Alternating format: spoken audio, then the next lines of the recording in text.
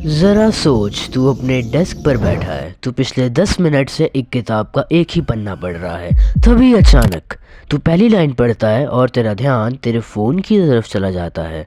तू उसे फिर से पढ़ता है। मैं बाद में क्या खाऊंगा, तू इसके बारे में सोचने लगता है। तू खुद को मजबूर करके पेज ख़त्म करता है। And then you realize a terrifying truth. तुझे एक भी शब्द याद नहीं है जो तूने अभी पढ़ा। तूने अपना समय बर्बाद कर दिया। ऐसा लगता है जैसे तेरा दिमाग खाली हो रहा है। तू कड़ी मेहनत कर रहा है लेकिन तुझे कुछ हासिल नहीं हो रहा। तू सोचता है कि इसे वापस पढ़ लेता हूँ, क्या पता सब सही हो जाए। लेकिन अब सुन सच, ये सिर्फ तेरी प्रॉब्लम नहीं है। हर कोई इस सीन से गुजरता है, चाहे तू कितना भी कूल हो, कितना भी स्मार्ट। मैंने भी ऐसे पल फेस किए हैं। रात में एक बार मैं मूवी देख रहा था, इसके आगे क्या होगा, मैं कल क्या करूँगा, अचानक से मेरा दिमाग ऐसे शब्दों से भर गया। लेकिन आज मैं तुझे डार्क साइकोलॉजी के कुछ ऐसे तरीके बताने जा रहा हूँ जो तुझे एक आम आदमी से बादशाह बना देंगे। ना तो सिर्फ एक किताब को 13 मिनट में पढ़ पाएगा, बल्कि हर काम को दुगनी रफ्तार से कर पाएगा। तो इस वीडियो को एंड तक ज़रूर देखना। आज मैं तुझे 3 गेम चेंजिंग टेक्निक बताऊंगा और एक ऐसा सीक्रेट हथियार जो कि इतना पावरफुल है कि तुझे इसे सावधानी से इस्तेमाल करना होगा। प्लस आखिर में एक ऐसी कहानी बताऊंगा जो कि इतनी खतरनाक है, उसके बिना बाकी सब बेकार है, तो उसे मिस मत करना। तो तुम तैयार हो? चलो शुरू करते हैं। आज मैं तुझे एक व्यक्ति के बारे में बताने जा रहा हूँ जिन्होंने एक किताब को 13 मिनट में पढ़ने पर महारत हासिल की है। उन्होंने तेज पढ़ने की तरकीबें नहीं अपनाई, उन्होंने अपने दिमाग की ताकत और सोच पर, माइंडसेट पर महारत हासिल की है। उनका नाम है स्वामी विवेकानंद जी, जिन्हें हम सब जानते हैं। वो भारत में जन्मे थे। वो सुपर कंप्यूटर ब्रेन लेके पैदा नहीं हुए थे, उन्होंने उसको खुद बनाया। Modern science calls it a flow state, dark psychology इसे न्यूरल गेटिंग कहती है, लेकिन विवेकानंद जी ने इसको पावर ऑफ कंसंट्रेशन कहा है। उन्होंने समझाया कि इंसान का दिमाग एक बिखरे हुए बल्ब की तरह है। वो कमरे को रोशन तो करता है पर उसकी रोशनी कमज़ोर होती है।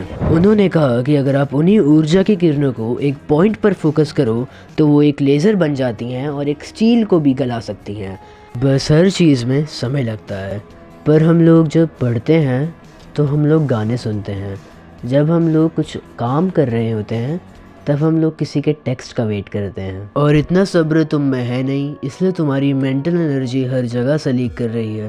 Vivekananda practised total isolation of thought. जब वो पढ़ते थे तो उनके लिए पूरी दुनिया समाप्त हो जाती थी। वह केवल शब्दों को देखते नहीं थे, वे सवन्य शब्द बन जाते थे।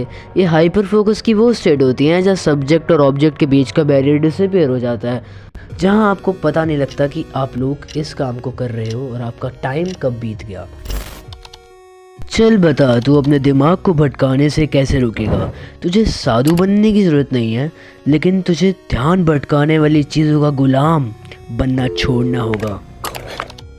एक किताब ले या जिस भी चीज़ पर तुझे फोकस करना है, फिर 13 मिनट का टाइमर सेट कर, पढ़। लेकिन एक रूल है, अगर तेरी नज़र पेज से हट गई या रात के खाने या दोस्तों के बारे में एक भी विचार तेरे मन में आ जाए तो तुझे फिर से स्टार्ट करना होगा। शुरुआत में तू 30 सेकंड में फेल हो जाएगा क्योंकि तेरा दिमाग अभी बहुत कमज़ोर है। मैं डिमोटिवेट नहीं कर रहा हूँ, पर जो सच है वो सच है। अगर तूने अपने दिमाग को ये मुश्किल काम करने के लिए मजबूर कर लिया तो कॉन्ग्रेचुलेशंस, तू उस लेज़र स्टेट में एंटर कर जाएगा जिसके बारे में मैंने पहले बात करी थी। मैंने इसे लेज़र स्टेट इसलिए कहा है ताकि तुम्हें समझ आ जाए, बाकी तुम इसे कुछ भी बुला सकते हो। लेकिन एक बात याद रखना, ये दुनिया उसी की है जो ध्यान लगा सकता है, बाकी सब तो बस ध्यान भटकाने वाली चीज़ें हैं। वैसे तो वीडियो अब ख़त्म हो चुकी है, पर बस मुझे अपने 45 सेकंड और दे दो, मैं साबित कर दूंगा उस घटना, उस कहानी में ऐसा क्या है। ये उस 29 मिनट 45 सेकंड से तो छोटी ही होगी। विवेकानंद जी जब एक बार शिकागो में रुके तो वो लाइब्रेरी जाते थे, तो वो लाइब्रेरी से बड़ी बड़ी इंसाइक्लोपीडियाज़ को लेके आते थे और वो अगले दिन उसको लाइब्रेरियन को रिटर्न कर देते थे।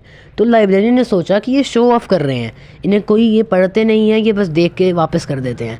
तो उसने क्या करा, उसने प्लान बनाया कि वो उन पर टेस्ट करेगी। तो उसने एक रैंडम बुक का पेज खोल के दे दिया उनको और कहा इसका आंसर दो। उन्होंने क्या करा, word to word, line to line सब कुछ आंसर करा। वो शो ऑफ नहीं कर रहे थे, वो समझने के लिए नहीं पढ़ते थे, वो अब्जॉर्ब करने के लिए पढ़ते थे, ऐसा उन्होंने कहा। अब ये स्टोरी मैंने आपको क्यों बताई, मैं आपको बताता हूँ। लाइब्रेरियन यानी कि दुनिया चाहे जो भी सोचे, पर ह्यूमन पोटेंशियल कुछ भी अचीव कर सकता है, बस विश्वास होना चाहिए। जो चीज़ें झूठ भी लगे ना, वो भी कभी कभी सच हो जाती हैं, और वही चमत्कार किया था विवेकानंद जी ने। अगर आपको ऐसी और भी वीडियोस चाहिए तो म्या डॉक्टर को सब्सक्राइब कर लो और कमेंट में 13 मिनट्स लिख देना अगर आप चैलेंज को एक्सेप्ट करते हो तो।